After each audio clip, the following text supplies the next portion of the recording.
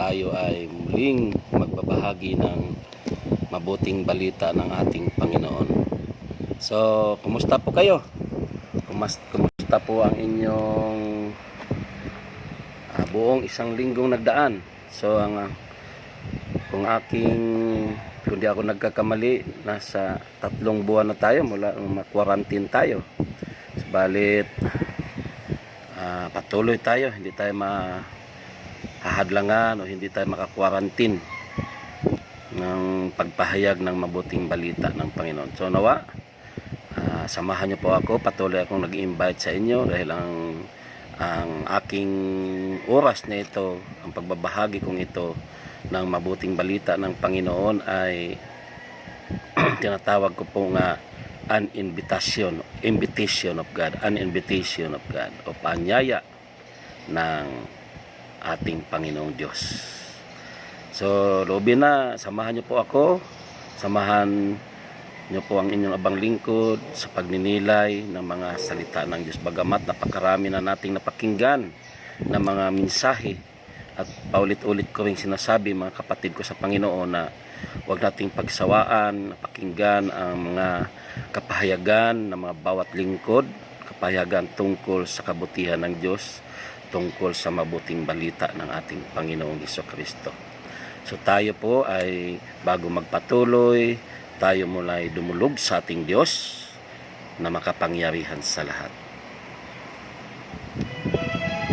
O dakilang Diyos na makapangyarihan sa lahat, ang Diyos noon, ngayon at magpakailanman, ang Diyos na walang katulad, ang Diyos na walang kapantay para sa aming buhay. Maraming salamat po, Diyos, sa araw na ito na minsan pa naranasan namin ang iyong biyaya, ang biyaya ng buhay, na muli naming nasilayan ang liwanag ng araw at natamasa namin ang kabutihan mo po sa bawat isa sa amin. At sa araw na ito, Diyos, minsan pa kami ay magninilay, mag-aaral ng iyong mga salita. Lubin mo, O Diyos, na kami ay samahan, lalo na po ang inyong abang lingkod. Lubin mo, O Diyos, na ang mensahe mong ipagkaloob sa amin ay magdala ito sa aming buhay tungo sa isang buhay na ganap at kasiya-siya. Kaya, Panginoon, nagpapasalamat po kami. Maraming salamat po at inaangkin na namin. Ang araw na ito ay araw ng katagumpayan ng buhay.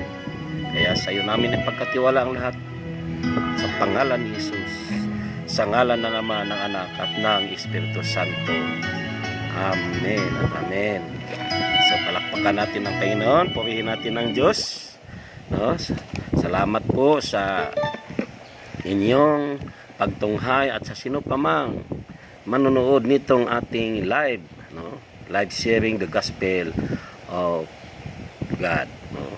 Gospel of the Lord. So ang ating basahin ngayon ay ating hanguin sa Ebanghelyo ni San Juan, Kabanata 3, talata 16 hanggang 18. So ito po yung Sunday Gospel. So ang Gospel natin sa araw na ito. Bagamat marami nang nagpapahayag, sasabi ko nga kanina, marami na ang nagbabahagi nito. Subalit atin ito patuloy na pagninilayan at iba-iba namang mga kapahayagan ang ating maririnig sa bawat isa. At sa bawat kapahayagan may natutunan po tayo na matutunan tayong mga bagay lalo na sa ating spiritual na buhay. So sabi dito mga kapatid ko sa Panginoon sa Ebanghelyo ni San Juan, Kabanata 3, talata 16 hanggang 18. Gayon na lamang ang pag-ibig ng Diyos sa sanlibutan.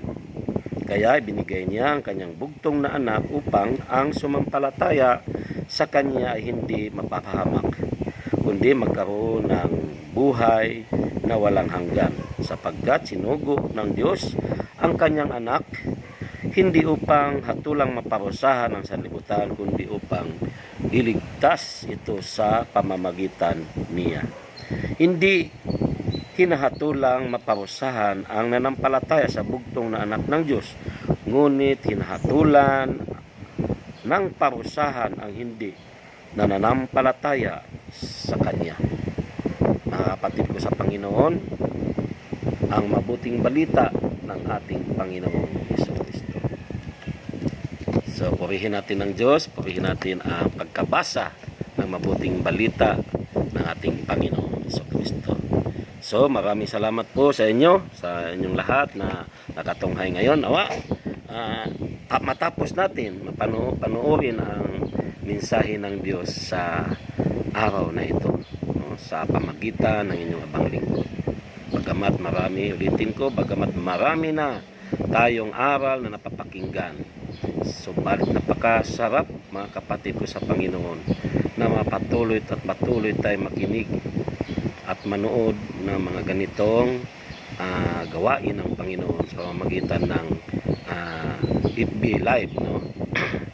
So alam niyo po ba mga kapatid ko sa Panginoon, na sa bawat pakipag-usap natin sa ating kapwa, sa ating pakipag-usap, sino man ang ating mga kausap, na mayroon tayong mensaheng nakikita o may mensahe tayong nakukuha, no? At sino mang kausap ng bawat isa, kayo sa inyong nararanasan, na sino man ang nakakausap natin sa bawat pakipag-usap o sa mga taong nag-uusap na ating narinig, kapag nag-uusap sila, may mensahe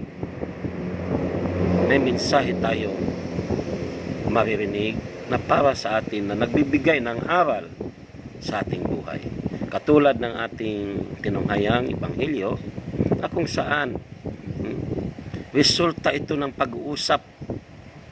Ang ating paksa ngayon na pag-uusapan ay resulta ito ng pag-uusap ng Panginoong Hesukristo at ang isang tagapagturo o teacher ay walang iba kundi si Nicodemo. Kung ating basahin, mga kapatid ko sa Panginoon, ang simula ng John 3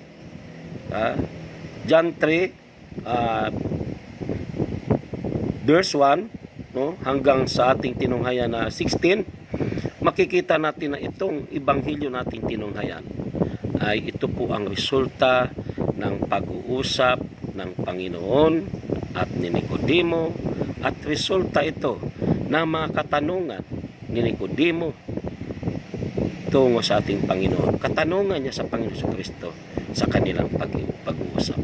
Kaya ito ang ating pamagat ngayon, sa ating paksa na ating pag-usapan, the message of conversation, no? Ang mensahe ng pag-uusap. Ano nga ba ang mensahe ng kanilang pag-uusap? Ano ba ang mensahe ng pag-uusap ng Panginoon Kristo at ni Nicodemo? So, ito ngayon ang ipinapakitang mensahe. Dalawang division ang ating makikita dito. Ang una, mga kapatid ko Panginoon, ipinapakita dito. So, ang mensaheng ipinapakita sa kanilang pag-uusap. Una, ay ang sakripisyo ng ating Panginoong Hesus. The sacrifice of Jesus. Dahil sabi po yan sa talata 16, sabi doon, kung ating balikan sandali, huwag nating pagsawaan na mapakinggan. Ang sabi doon, gayon na lamang ang pag-ibig ng Diyos sa sanlibutan, kaya binigay niya ang kanyang bugtong na anak upang ang sumampalatay sa kanya hindi mapahamak kundi magkaroon ng buhay na walang hanggan. So, ito yung mensahe ng kanilang pag-uusap, mga kapatid ko sa Panginoon. Ang sakripisyo na gagawin ng Panginoong Hesus, at ang sakripisyong ito na kanyang gagawin ay ibinigay siya ng Panginoong Ama o ang Diyos Ama, ang kanyang bugtong na anak, walang ibang ating Panginoon Kristo nga, at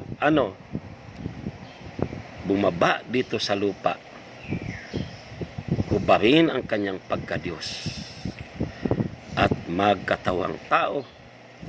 Yan po ang isa sa sakripisyo na kanyang gagawin. At ang iba pang sakripisyo na kanyang gagawin ay hindi lamang ang hubarin ang kanyang pagka-Diyos at magkatawang tao, kundi harapin ang panglalait ng tao, rejection ng tao, at higit pa sa lahat, ang kanyang kamatayan sa krus. So isang sakripisyo. Ginawa niyang sakripisyo ang kanyang sarili, ang kanyang buhay, upang upang ang sumampalataya, sabi doon sa ating tinunghayan, ang sumampalataya sa kanya ay hindi mapapahamak. At ang sabi pa, kundi magkaroon ng buhay na walang hanggan. So ginawa niya ang sakripisyo, mga kapatid ko sa Panginoon, upang makalaya tayo sa kasalanan. Amen. So grabe ang sakripisyong ginawa. So ano bang aral ang ating makukuha dito sa sakripisyong kanyang ginawa? Ang mensahe na dulot ng kanilang pag-uusap ay itong tinutukoy ang gagawin niyang sakripisyo. Kung ang sakripisyo ay hubarin ang kanyang pagka-Diyos, magkatawang tao, harapin ang panlalait ng tao, ang rejection ng tao, at higit pa yung kanyang kamatayan sa krus ng Kalbaryo. At ginawa niya ito, bakit? Upang mahango tayo, matubos tayo, at makalaya tayo sa pagkaalipin ng kasalanan.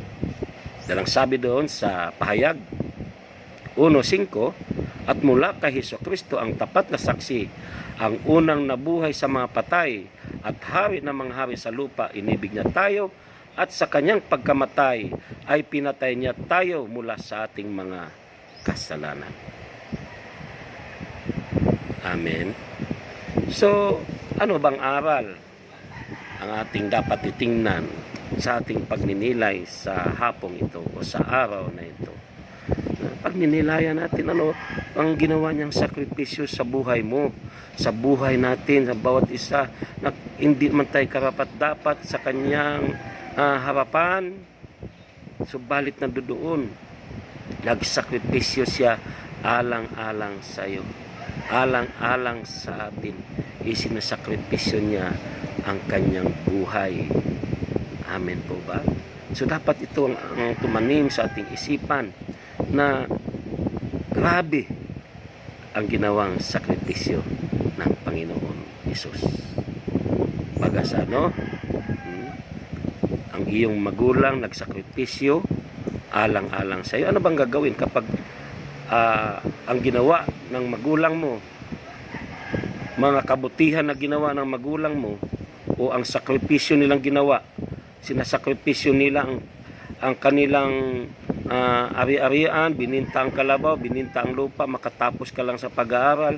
Di ba pag nakatapos ka sa pag-aaral, pag nakita mo ang ginawa ng iyong mga magulang, siyempre bilang pagtanaw ng utang na loob, gagantihin mo ang ginawa ng iyong mga magulang. So ganun din dapat ang ating gagawin. Amen. Gagantihin natin ang ginawang sakripisyo na ginawa ng Panginoong Jesucristo sa ating buhay. Walang iba kundi sumunod tayo sa kanyang kalooban. Patuloy tayong mamuhay ng matuwid sa kanyang paningin, matuwid sa kanyang o naayon sa kanyang kalooban. Amen po mga kapatid ko sa Panginoon. So ulitin ko, the message of conversation. So anong mensahe sa kanilang pag-uusap? Pag-uusap ni Nicodemo at ating Panginoon Jesucristo. Ang una ay ang mensahe na ginawa ng Panginoon Jesucristo ay ang sakripisyo niya ginawa para sa ating lahat. The sacrifice of Jesus. At ito ang dapat nating pagninilayan. Grabe ang ginawa para lang tayo matubos. Amen. Para bang alahas na sinanla,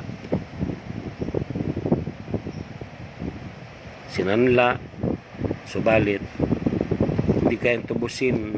May tumubos na isa, may tumubos para lang hindi ka manatili doon sa sanglaan. Dahil ang tao mga kapatid ko sa Panginoong Hesukristo na mulang nagkasala, naisanla na tayo. Saan? Sa demonyo o kay Satanas. Kaya nga nagsakripisyo ang Panginoong Hesus. Tinubos tayo ng kanyang makapangyarihang banal na dugo na tumagas doon sa krus ng Kalbaryo. Binili tayo sa pamamagitan ng kanyang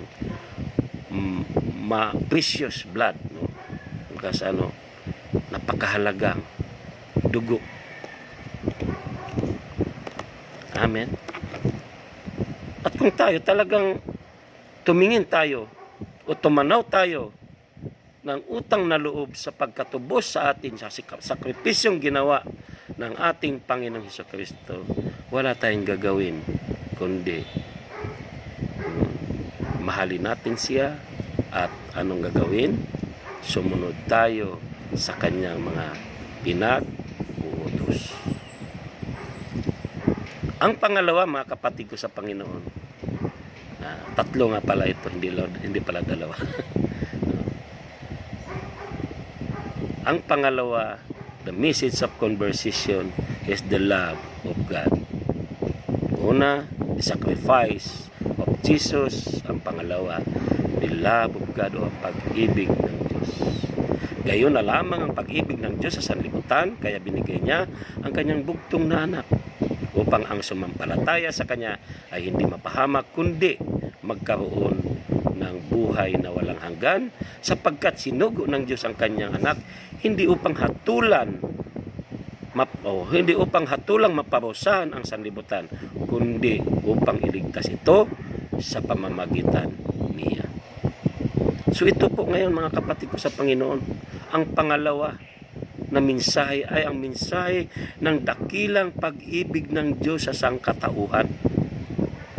At ating makikita ang kanyang dakilang pag-ibig sa pamamagitan birong bugtong niyang anak, isinasakripisyo niya alang-alang sa atin.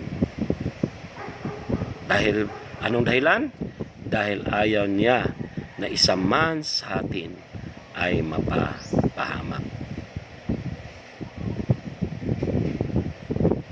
Isa man kanyang nilikha ay ayaw niyang mayroong mapapahamak. Kaya pinadala niya ang kanyang bugtong na anak. Amen.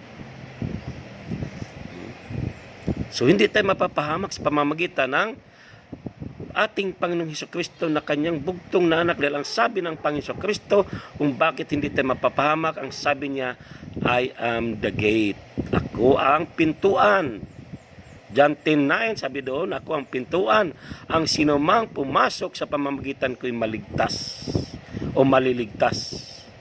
Papasok siya at lalabas at pakakatagpo ng pastulan. Ibig sabihin, ang sinumang pumasok sa pamamagitan ng siya ang pintuan. Ang sinumang pumasok sa pintuan, walang iba, ang Panginoong Hesukristo, siya ay makakatagpo ng pastulan. Amen. So hindi tayo mapapahamak. Pero ito lang ang masasabi ko. Hindi mapapahamak yung mga pumapasok sa pintuan.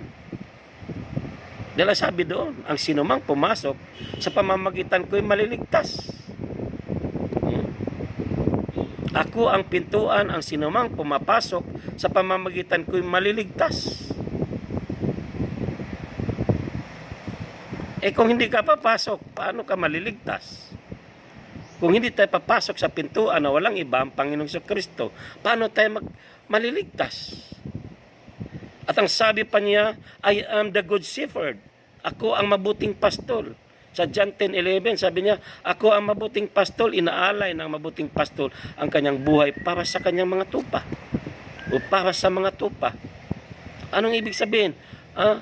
Kapag pumasok ka sa kanya, bilang siya ang pintuan, nandoon makakatagpo tayo ng pastolan, kundi walang iba ang pastol, ang mabuting pastol, walang iba ang Panginoong Jesucristo. At handang ialay ang kanyang buhay, alang-alang sa iyo, alang-alang sa kanyang mga tupa. Hallelujah. No? Amen. So yun, mga kapatid ko sa Panginoon, ang pag-ibig ng Diyos, ang ipinapakitang mensahe doon sa ating pangalawa, pinapakitang mensahe ng kanilang pag-uusap ni Nicodemo. Kung gaano kadakila ang pag-ibig ng Diyos sa bawat isa sa atin. At ito'y sa pamamagitan ng kanyang bugtong na anak, walang iba ang Panginoong Jesucristo na nagsabi siya sa atin, I am the gate. At marami pang iba. I am the way. Diba? Ako ang daan. Amen po, mga kapatid ko sa Panginoon. Hello. So ating makikita, mga kapatid ko sa Panginoon, na wala nang hihigit pang pag-ibig ng Diyos sa atin. Grabe ang pag-ibig ng Diyos sa bawat isa sa atin. Amen. Dahil ang sabi doon sa John 15:13, walang pag-ibig na higit pa sa pag-ibig ng tao nag-alay ng kanyang buhay para sa kanyang mga kaibigan. Totoo yan. Ang dakilang pag-ibig ay mapapakita yan na handang ialay ang kanyang buhay alang-alang sa kanyang mga minamahal. At dyan nga, nung mga nakaraan, balikan ko lang, isang halimbawa po dyan, ang ating mga tinatawag nating heroes, no? Mga nauna sa atin, katulad ni Andres Bonifacio, na inalay niya ang kanyang buhay, magkaroon lamang ng kalayaan sa pagkalipin ng dayuhan ang ating bansang Pilipinas. Amen. Ang mga tao noon na nag-alay ng kanilang buhay para sa kanilang minamahal, ay dyan makikita ang tunay na pag-ibig, ang dakilang pag-ibig na walang kapantay. At higit pa dyan, kung gaano nagmahal ang ating mga heroes noon, o mga tinatawag nating mga, ano ba sa Tagalog ang hero, no? Nakalimutan ko, no? Kung gaano sila nagmahal sa ating bayan, higit pa sa lahat ang ating Panginoong Jesucristo. Dahil hindi tayo pinapalaya sa pisikal na pagkalipin, kundi pinapalaya tayo sa pagkalipin ng ating espiritu. Amen. So yun, mga kapatid ko sa Panginoon, pangalawa. Ulitin ko ang pangalawa, the love of God. Una, the sacrifice of Jesus. Pangalawa, the love of God, o ang pag-ibig ng Diyos. Ang pangatlo na ating makikita sa mensahe, o ang mensahe sa kanilang pag-uusap, mensahe ng kanilang pag-uusap ng Panginoon at Nicodemo, ay the faith of a man. ang pananalig ng tao. Dahil sabi doon sa 18, sa talata 18, ang sinumang nananalig kay Jesus ay hindi na mapapahamak. Anong sabi? Ang nananalig kay Jesus ay hindi mapapahamak. At bakit hindi mapapahamak? Dahil hindi hahatulan ang sinumang nananalig kay Jesus. Hallelujah. Amen po, mga kapatid ko sa Panginoon. Ibig sabihin, ito pala. Sa sinabi ko nga kanina, ang ginawang sakripisyo ng Panginoon Hesukristo sa atin ay ating titingnan. Kailangan pagnilayan natin at tanawin natin na napakalaking utang na loob sa ating buhay. Kaya nga ito ang sagot dyan. No? Pagtugon sa panawagan, sa paanyaya ng Panginoon sa ating lahat. At sa ating pagtugon, nandoon ang ating pananalig sa ating Panginoong Diyos.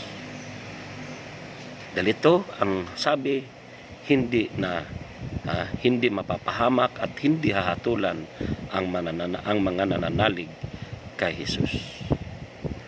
At sabi doon sa John 8:12, muling nagsalita si Jesus sa mga tao, wika niya, ako ang ilaw ng sanlibutan. Ang sumusunod sa akin ay magkaroon ng ilaw na nagbibigay buhay, di nalalakad sa kadiliman. So ito mga kapatid ko, kapag naniwala ka, nananalig ka, ang pananalig natin sa ating Panginoon Kristo, sa ating pagtanggap sa Kanya, dahil nananalig ka, ay hindi ka nalalakad sa kadiliman. Dahil magkaroon na tayo ng ilaw na nagbibigay buhay. At ang ilaw na yan ay ang Kanyang mga salita na ating pinapakinggan, na ating tinatanggap sa ating buhay, itinatanim o iniingatan natin sa ating mga puso. Amen? So yun ang dapat nating gawin. Magkaroon ng pananalig sa ating Panginoong Diyos, sa ating Panginoong Hesukristo. Kasi sabi niya, wala tayong ibang pananaligan. Dahil sabi niya, I am the way. Ako ang daan. Walang makakapunta sa Ama kundi sa pamamagitan ko. Amen. So hindi tayo hatulang maparusahan kung namumuhay na tayo sa liwanag. Sabi doon sa unang Juan 1:7, ngunit kung namumuhay tayo sa liwanag, kung paanong siya nasa liwanag, tayo'y nagkakaisa at nilinis na ng dugo ni Jesus na Kanyang anak sa lahat ng ating kasalanan. So nilinis na tayo. Kung namumuhay na tayo sa liwanag, tayo ay lilinisin ng ating Panginoon. Nililinis na tayo sa pamamagitan ng Kanyang dugo. So hindi na nga tayo kasamang mapaparusahan. Subalit, maraming tao na hindi tinatanggap ang ilaw o hindi pumapasok sa pintuan, no? Hindi siya pumapasok sa pintuan na walang ibang Panginoon Kristo, no? At siya ang liwanag, ayaw ng ilaw, ayaw ng liwanag ang Ama. Amen. Ayaw nila sa liwanag. Bakit? Gusto nila manatili sa kadiliman. Ang mga taong gustong manatili sa kadiliman ay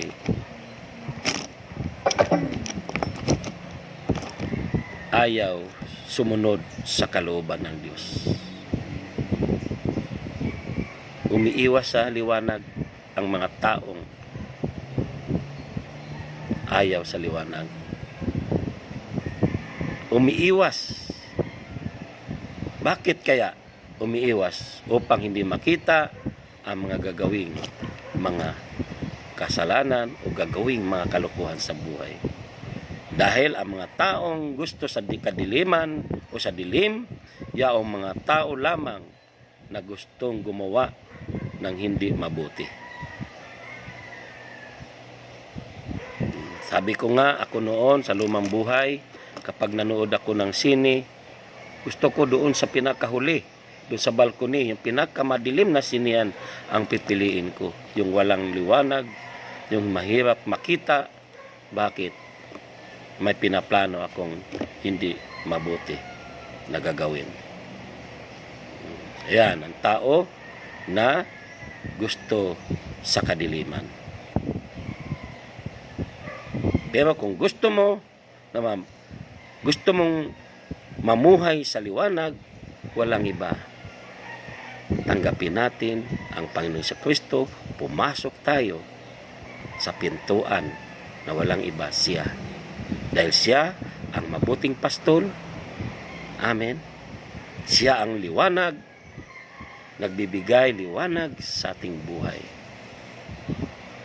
Akala ko nga noon akala ko mga kapatid ko sa Panginoon ay okay na ang buhay ko. Nang kumikita ako ng maganda, malaki ang kinikita ko sa pagpipinta, akala ko ayos na. Pero hindi pala. Nagkamali pala ako. Nang panahong yon, wala pa si Kristo sa buhay ko. Katulad ang buhay ko mga kapatid ko sa Panginoon ay katulad ng isang painting. Ilalarawan ko muna ang aking buhay sa isang painting mga kapatid ko sa Panginoon. Ang painting na walang puti. Kumbaga sa kasi may isa kong kaibigan, kasamahan kong pintor. Gumawa siya ng painting. Kulang ng isang kulay ang mga pintura namin nung panahon yun. Magkakasama kami nagpipinta. So, dahil gusto niyang makagawa na, kahit na wala yung kulay puti, gumawa siya. Gumawa siya ng painting. Nabuo naman.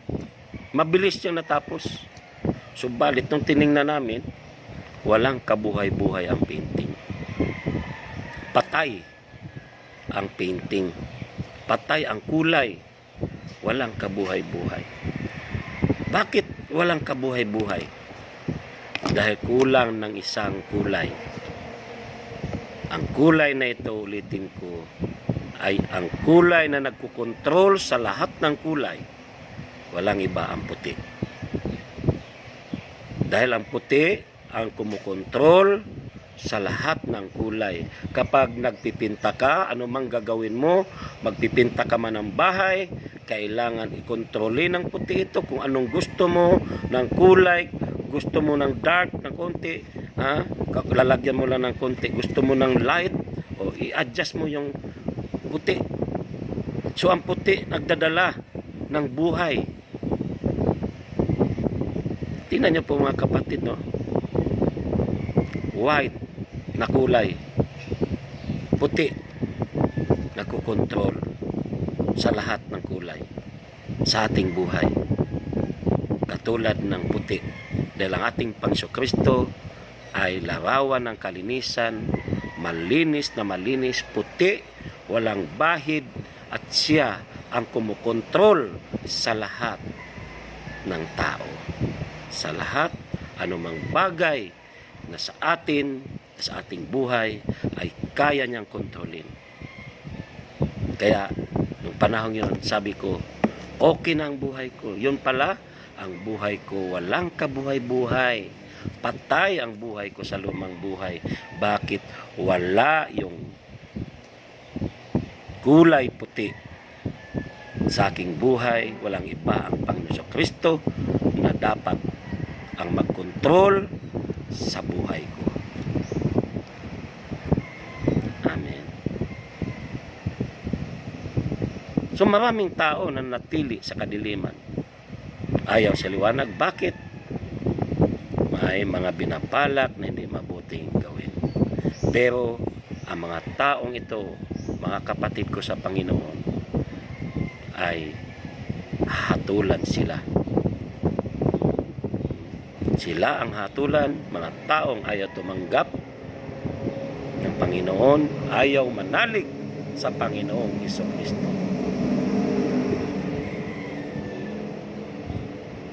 Amen. So, tanggapin natin ang liwanag sa ating buhay. Walang iba ang Panginoong Jesucristo.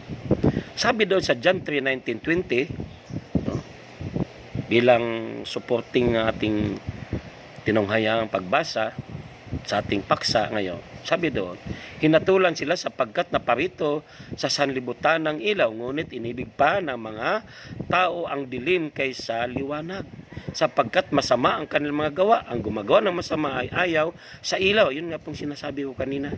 At hindi lumalapit dito upang hindi mahayag ang kanyang mga gawa. Ayaw lumapit sa liwanag dahil ayaw mahayag ang kanilang mga gawa. Pero walang nalilihim sa Diyos. Sa tao kayang maitago yan, hindi mahayag, subalit anuman ang ating mga ginagawa, mga kapatid ko sa Panginoon, hayag na hayag sa paningin ng ating Panginoong Jesucristo.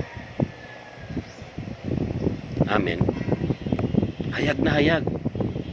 Kaya yung mga ginagawa ng mga taong pinagkatiwalaan ng ating Pangulo, na sinamantala nila ang sitwasyon na ganito, na marami silang pinipili, marami silang hindi binigyan na karapat-dapat bigyan ng tulong, lagot kayo sa Panginoong Jesucristo.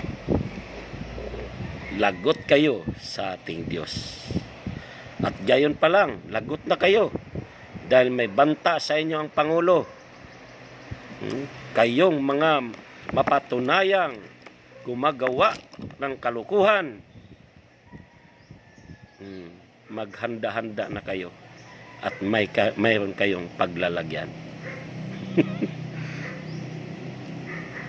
Amin po mga kapatid ko sa Panginoon. So, yan po mga kapatid ko sa Panginoon Jesucristo ang ating pangatlo, no? Yung pananalig ng tao. Ang pangatlong mensahe ng kanilang pag-uusap, the message of conversation is the faith of a man. No? Ang pananalig ng tao. Pag sinabi kasing faith of mama, o man hindi lang lalaki po yan, no? Ang tinutukoy pag sa Biblia, lahat yan. Baka sabihin, sa lalaki lang po, hindi. Lahat ng tao. Ang tinutukoy dyan na faith of a man. So masusukat mga kapatid ko sa Panginoon Kristo ang ating pananalig. Makikita yan sa pamamagitan ng ating pamumuhay. Ano yun? Mga taong nagbabago, mga taong nagsisikap na makasunod sa kalooban ng Diyos.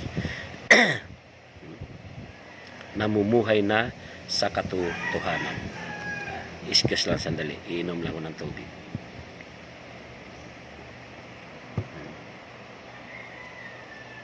Dahil sabi doon sa John 3:21, ngunit ang namuhay sa katotohanan ay lumalapit sa ilaw, sa gayon nahayag na ang kanyang ginagaway pagsunod sa Diyos. Ulitin ko, ngunit ang namumuhay sa katotohanan ay lumalapit sa ilaw, sa gayon nahayag na ang kanyang mga ginagaway pagsunod sa Diyos. Amin po mga kapatid ko sa Panginoon. So yan po mga kapatid ko, ulitin ko, ang conversation ito ng Panginoon o ang pag-uusap nila ni Nicodemo ay isang mensahe sa atin ng Diyos. Mensahe ng biyaya ng Diyos para sa ating lahat. Amen. Isang mensahe, ito ang kamanghamanghang biyaya ng Diyos sa ating buhay. Bakit kamangha-mangha? Hindi ka mapapahamak, hindi ka parurusahan. Hindi tayo parurusahan at magkaroon tayo ng buhay na walang hanggan. Amen? Ulitin ko, ang ating paksa ngayon ay the message of conversation. Ano ito? Una, ang mensahe sa kanilang pag-uusap ni Nicodemo, the sacrifice of Jesus, o ang sakripisyo ni Jesus. Ang sakripisyong ginawa niya, pasadahan ko lang ng konti, ay hinubad niya ang kanyang pagka-Diyos, nagkatawang tao upang harapin ang pangungutya, panglalait sa kanya, ang rejection ng tao, at ang isa pang sakripisyo, ang kanyang ginawa na pagsakripisyo ng kanyang buhay doon sa krus ng Kalbaryo. At ang pangalawa ay ang pag-ibig ng Diyos Ama, the love of God the Father. Bakit? Dahil sa pagmamahal niya sa sangkatauhan, sa sanlibutan. Kaya gayon na lamang ang pag-ibig ng Diyos sa sanlibutan. Ipinagkaloob niya, ibinigay niya ang kanyang bugtong na anak. Amen. Para tayo magkaroon ng kaligtasan. At ang pangatlo, the faith of a man. Pangatlo, amen, ang ating pananalig, kung saan kapag tayo nananalig, tayo'y magkaroon ng kaligtasan. Hindi tayo mapapahamak, hindi tayo hatulan, at magkaroon pa ng buhay na walang hanggan. Amen po. Ganyan kadakila ang pag-ibig ng Diyos. O kay dakila ng pag-ibig mo, naalala ko yung kanta. Inalay ang buhay dahil sa sala ko, hinugot sa dilim, binigyan ng liwanag, aking Jesus, sadyang kay buti mo. Amin po. Purihin ka, Panginoon, sa kabutihan mo, sambahin ang ngalan mong banal, tanging sa'yo ialay ang buhay kong ito. Purihin ka at sambahin, purihin ka at sambahin, purihin ka at sambahin, O Diyos. Salamat po. Nakasingit ng pagkanta. Mahilig po talaga umawit ang inyong kapatid sa kabila na hindi naman maganda ang tinig, ang boses ng inyong abang lingkod. Balit, mahilig ako kumanta, bagamat walang hilig sa akin ang kanta. So maraming salamat po mga kapatid ko sa Panginoon sa inyong pagtunghay ngayon sa araw na ito, araw ng linggo. Nawa, ang ating mensahe ay nakapagbigay sa inyo ng karagdagan ng inyong pananalig, pananampalataya sa ating Diyos na makapangyarihan sa lahat. Walang iba, si El Shaddai. Amen po. So, ulitin ko lang, sa araw ng bukas, kung loobin ng Panginoon, tayo puli ay kita-kita sa oras ng alas 2 ng hapon. At patuloy din po akong nag-anyaya sa inyo na panoorin niyo po ang aking sa yung YouTube channel ko po, no? Eduardo Sasam. Amen po. So, palala ko pala dito sa bago ako magtapos, bago ako manalangin, palala ko sa mga taga rito sa PFCC 39 Bohol na mayroon tayong gaganaping anibersaryo ng gawain ng Garcia. At ito is pamamagitan lamang ng live via FB, no? So, ito po ay nakakasana at sa araw ng Biyernes na darating sa oras ng alas 6, no? Ako po ay nag-invite na sa lugar ng PFCC 39 Bohol.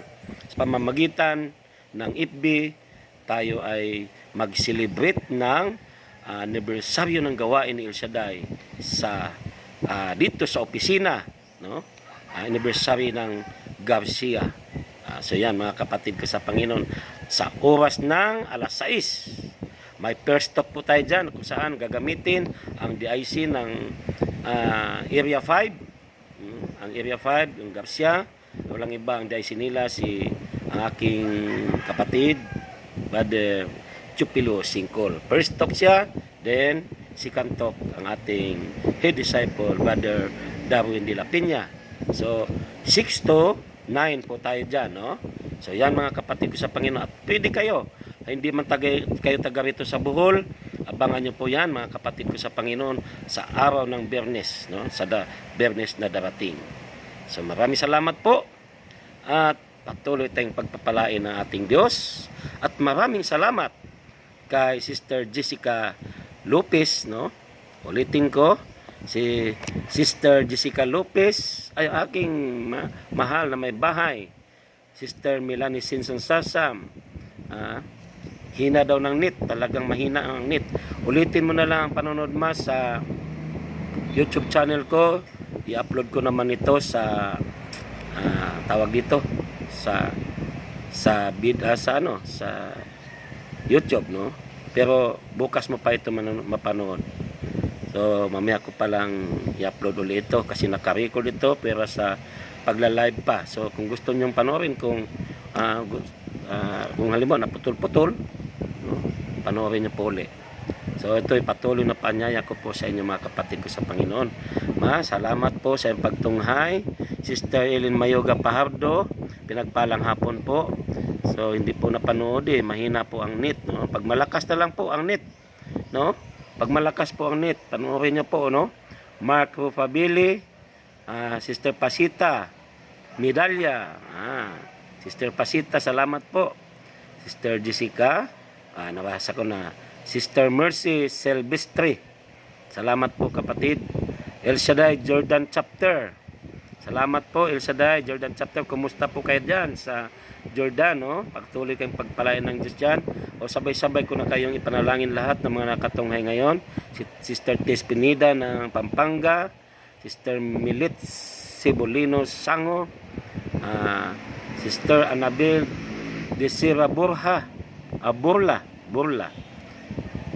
Sister Marina Billones, Sister Jovita Obispo Asirada, Sister Gloria Santos Reyes. So tayo pong lahat at sa sino pa mang mga makapanood nito ay patuloy kong ay kasama po kayo sa aking panalangin. So tayo manalangin, kasama nating ipanalangin ang ating mahal na punong lingkod Brother Mike Sibilarde at kanyang mga katuwang, ang kanilang buong pamilya, no? Ang kanyang katuwang sa katauhan ni Brother Ray Vargas bilang head ng education, ang ministry, at Brother Rapi de los Reyes na nandoon sa kasalukuyan sa bansang Israel, sila Brother Miding Cabillo, Brother Rick America, Brother Istitalain, so lahat po ng mga elder, Brother Hernan Bay Gonzales, na kung saan may kalungkutan silang naranasan ngayon dahil sa pagkamatay ng kanilang bunsong kapatid na naaksidente sa motor, no? So yan, isa sa, pero yun, kalooban ng Diyos na kung saan ang aking kasi yung aking pananalig o paniniwala, ang buhay ng tao ay kanya-kanyang kadahilanan ang kamatayan. Yung anumang kamatayan ng tao ay may iba't ibang pamamaraan ng Diyos. So yun, matanggapin na maluwag ng mga kamag-anak ang pangyayari. So nakikiramay po ako sa pamilya Gonzales. At ganoon din ang aking mga kapatid na mga ibang mga lingkod ng Diyos, ang mga SBD, SBDT, Young Evangelist, ang lahat na PFCC preachers, buong mundo na, no? Lahat ng mga tinatawag na PFCC preachers, lahat po ay kasama kong idalangin. O Diyos na makapangyarihan sa lahat, maraming salamat po Panginoon sa sandaling kakalipas kung saan nagdinilay kami ng iyong mga salita. Loobin mo Panginoon na ito'y nagdulot sa amin, sa aming buhay, sa isang buhay na magkaroon ng kalakasang pananalig sa aspeto ng aming spiritual na buhay. Lord, pagpalain mo kaming lahat, mga lingkod mo sa kapanahunan, mga kapatiran po lahat, Panginoon, mga nasa ibang ministry man na kung saan ikaw ang kinikilalang Panginoong Diyos, kumilala bilang ikaw ang tagapagligtas. Lord, dalangin ko po na patuloy mo po kaming pagpalaing lahat. Ano man po ang aming mga kalagayan, may mga karamdaman man o sakit ang bawat isa, o kami may mga kamag-anak kaming may mga karamdaman o sakit, dalangin ko po Panginoon ang kanilang kagalingan. Ang mga taong apektado na sa COVID-19, dalangin ko po ang kanilang kagalingan, dahil ako po'y nananalig sa iyong kapangyarihan, dahil ikaw ang aming Diyos ng kagalingan. Pagpalain mo ang bawat isa na may mga sakit at karamdaman. At ganun din o Diyos, anuman ang pangangailangan ng bawat isa, ng bawat pamilya na mga anak mo, o Diyos, ay pagkaloob mo po sa kanila. Answered prayer na po sila sa kanilang mga kahilingan sa pangalan ni Jesus. At Lord, patuloy kaming nananalangin, dumudulog sa iyong kapangyarihan. Loobin mo na tuluyan ng mawala ng lubusan ang COVID-19 na ito. Sa pangalan ni Jesus, at makabalik na po kami ng normal sa aming papurit pagsamba sa iyo, sa aming pagninilay ng iyong mabuting balita. At ganun din o Diyos, ang mga napatuloy na nagbibigay, Panginoon, sa amin, mga pinansyal na pangailangan, mga pagkain, inumin, o anuman ang kanilang pinagkaloob sa amin, o Diyos, dalangin kong ibalik mo po sa kanila higit pa sa kanilang inaasahang pagpapala, sa pangalan ni Jesus. Ganon din Panginoon, dalangin ko po na ang namumuno sa aming bansa ay turuan mo po sila, kasihan mo po ng iyong kapangyarihan ang mga taong pinagkatiwalaan na mamahagi ng mga tulong sa aming mga kababayan. Loobin mo Panginoon na magawa nila ito ng may katapatan, sa pangalan ni Jesus. Ilayo mo po sila sa anumang kapahamakan, Panginoon. Ganon din ang aming Pangulo. Ikaw po ang patuloy na mag-ingat sa kanila o sa kanilang buong pamilya, sa kanilang buhay. Lord, pagpalain mo ang aming mga lingkod pare mula sa aming mahal na Santo Papa, sa mga obispo, kardinal, mga kaparian. Patuloy niyo po silang pagpalain, patuloy mo po silang ingatan, at lahat kami, Panginoon, na ilayo kami sa anumang uri ng kapahamakan. Sa pangalan ni Jesus, sa ngalan ng Ama, ng Anak, at ng Espiritu Santo. Amen at amen. Mga kapatid ko sa Panginoon, answered prayer na tayong lahat. Amen po. Hindi ko na nababanggit lahat ng mga tao, pero alam niyo po yan, no? Sa ating mananalig at mananalig lang tayo na may Diyos tayong makapangyarihan. At yan, tiyak yun, pinagpala na niya tayo. Amen po. God bless us all.